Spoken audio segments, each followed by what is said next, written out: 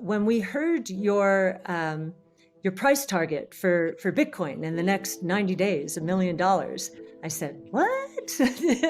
And so Yassine El-Mandra, who leads our crypto effort, and I were chatting about it. And,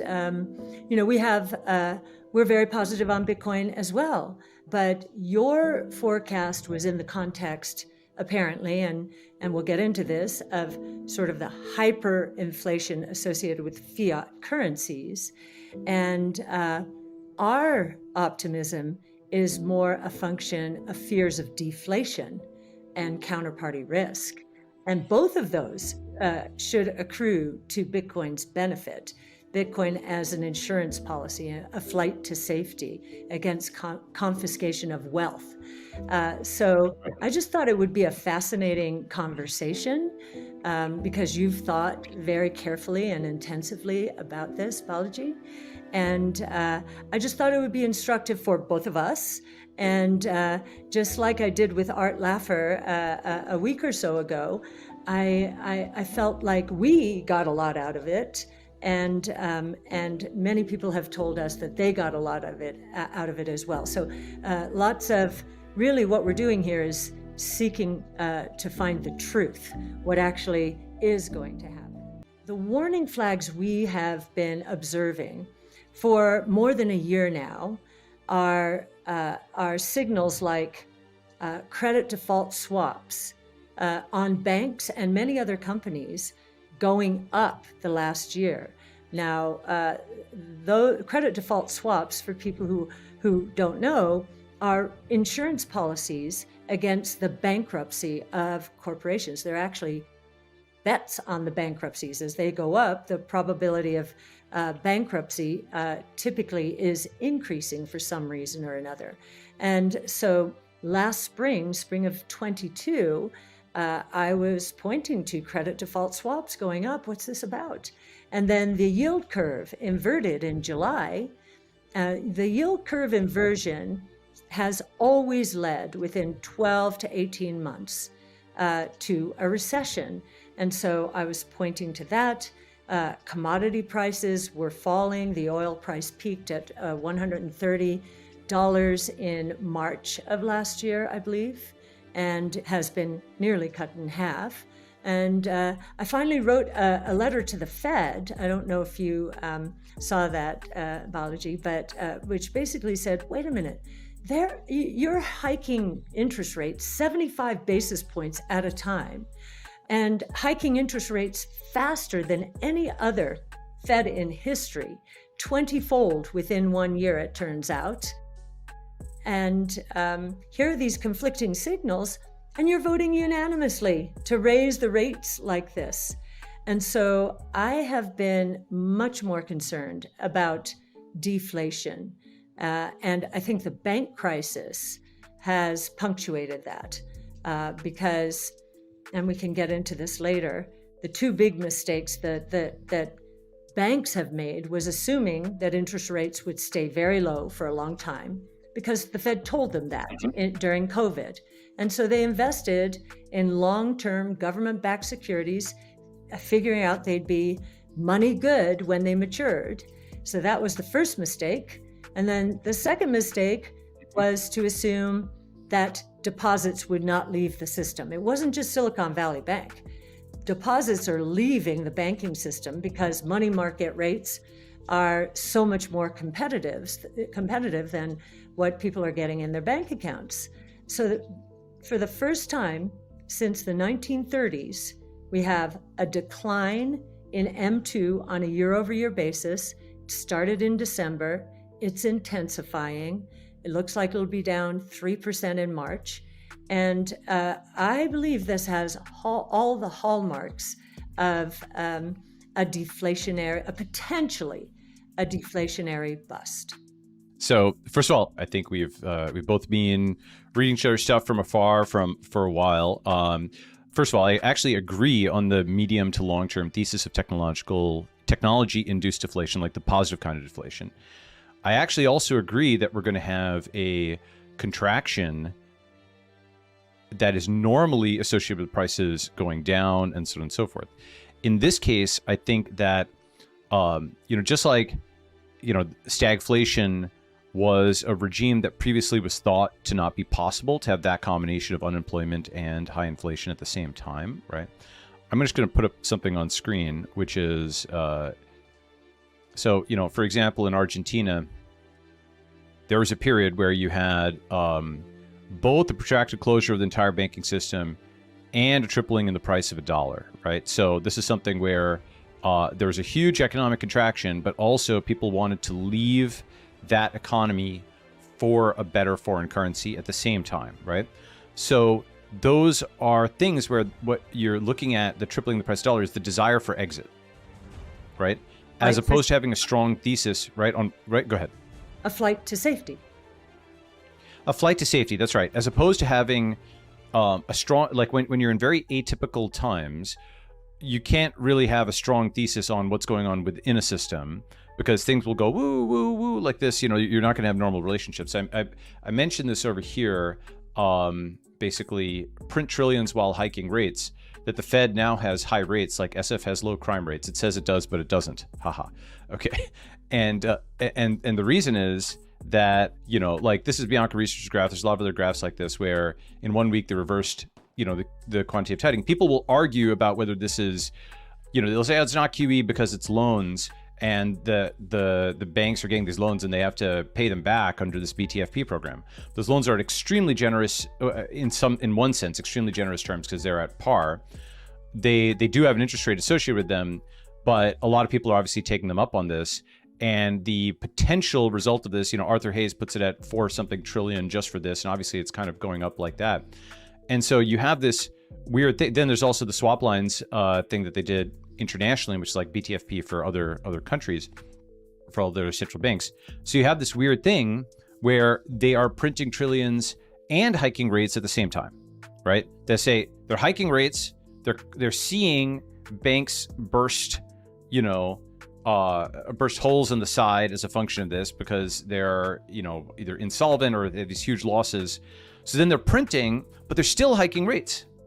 And so I think we're in this weird time of traditional economic relationships are not necessarily a guide as to what's going to happen. And I don't have a strong thesis as to what's going to happen within the economy, but I do think people will want to get out of this economy, at least in part, because Bitcoin is something, in one sense, you can think of there being, to first order, only 3 true currency pairs in the world: USD RMB, RMB BTC, and BTC USD. Because they're like 3 currency regimes, right? The Western system, where it's the Fed and all the central banks that are friends of the Fed. The Eastern system, the Chinese system, which is now actually expanding, as you've seen, like it's not just China, but it's China, Russia, it's China, potentially Saudi, Iran, it's African countries, even France and Brazil are doing deals and so on. A lot of the world is now starting to do deals that are denominated in the yuan. Those are big announcements. They're happening, coming very fast, and they're probably coordinated on some level, in the sense of those are big deals that take a long time to negotiate. So having them all announced lickety split is important. And then finally, you have the BTC economy, which is outside the control of both the USD system administrators and the RMB system administrators. And I say that because you can think of the Fed as a system administrator. They're like, they've got like a video game where they control it. They can hit a button, they can freeze your account. Of course, not directly, not yet with the CBDC, but they can indirectly freeze your account. They can make numbers go up on the screen. Everything within Western financial system, they can, in extremis, do something like they did to the truckers of Canada or the Russians in terms of freezing assets. But they can't mint a loaf of bread. They can't control what's going on in the RMB economy, or at least not directly. And they can't freeze, seize, or inflate Bitcoin. The 21 million limit is outside their control. So my thesis is more about the desire to exit this economy than it is about the system dynamics within it, which I just find unpredictable, and and I don't have as strong a thesis on. I think it's quite possible that some prices go to the floor and some go up, but it's a desire for exit that I'm thinking about. Okay, power pack there, and touching a lot of topics that we think about all the time. You are correct. We have never seen the Fed raise interest rates in a crisis. This has just never happened, which tells me that they're completely off base. And one of the ways they're off base is they have compartmentalized their responsibilities here. They're basically saying, oh, well, we have tools to deal with financial instability, with liquidity crises and such. But the Fed's primary role right now is to fight inflation. And so I think this compartmentalization confuses the fact that financial instability is going to impact inflation. And the way I think it is going to impact inflation is through a serious decline in the velocity of money. Now, because of your forecast, and I've been thinking about this for a while, but I wanted to do the arithmetic and sort of scenario test here. I'm going to actually put up a slide. So here is the velocity of money. And the way you get to a hyperinflation is if the rate at which money turns over turns up. Now, this velocity of money goes all the way back to 1960 here, early 60s, and it was going up during the 70s. Here and it actually went up in the 90s, which I find curious, and I'm going to go back and study that a little bit because that was a very disinflationary period. But here you can see we peaked out in 1997 during the tech and telecom bubble, as people were worrying about the economy shutting down as we entered the new millennium and computers not being able to take it. So there we started the decline, and it has been a very long-term decline. And you can see when we're this is velocity during the tech and telecom bust, and we come out and goes up for a while, and then it resumes the decline if you're in a disinflationary or a deflationary prone economy. Here is 0809. And it continued down because the fear coming out of 0809, this was going into it, the fear coming out of 0809 was just as intense. And then here we are at COVID, and this has been the increase in velocity since. Now, it hasn't even gone, I drew all these lines here, but it hasn't even gone back to this downtrend here. It hasn't gotten back there yet. And if we are correct, velocity is in the process of flattening out, and we believe because of this crisis is going to resume its decline. Now, just to give you a sense, in the fourth quarter, these numbers are firm, although they revise all of these economic numbers, and I'm sure we'll be in a recession when they revise it 10 years from now. But anyway, given what we have now, we had in the fourth quarter, we had the year-over-year money supply really had flattened out. It went to zero. It had been as high as 27% in February of 21, and it's come all the way down to basically flatten the fourth quarter. But GDP on a year-over-year basis was up 7.3%, which meant that velocity had to absorb that. And it did. It was up 7.1% year over year and 11.4% sequentially at an annual rate. Now, in the first quarter, and I'm sorry if I'm getting too much in the weeds, but this has to do with MV equals PQ. And it's a macroeconomic concept. It's an identity. They have to equal each other. I'm familiar. Right. Yeah. No, I know you are, but our audience, I don't think will be as familiar. Okay. So PQ is price times quantity. That's GDP. That's the production of goods and services and the pricing of them. So PQ. And then it has to equal MV. M on a year-over-year basis in the fourth quarter went flat. And it looks like in the first quarter, it will be down 2.5%. And it seems to be accelerating to the downside. So what does this mean? The first quarter is pretty much put to bed.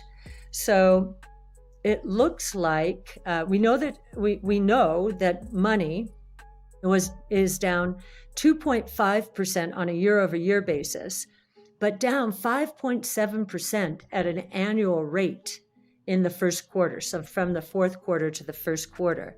And this is really before the crisis, which occurred at the second half of March. Now, GDP is up 7.4% on a year-over-year basis. So that means velocity had to accelerate, or the rate of growth in velocity, to 9.9% on a year-over-year basis. And on a sequential basis, it will be roughly the same, 11.6% at an annual rate.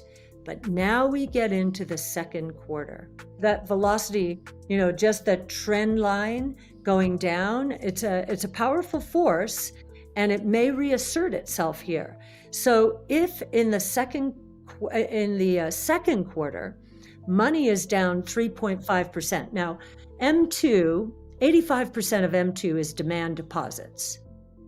And the demand deposits we get weekly, and they are continuing to leave the system, some for the money market funds, some for crypto, but they're leaving the banking system.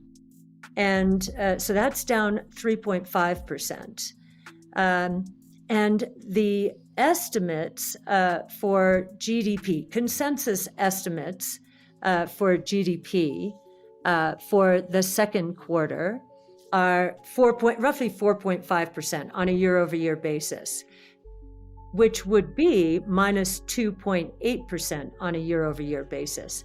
And the way you could get there is with money going down 3.5% is velocity just staying flat.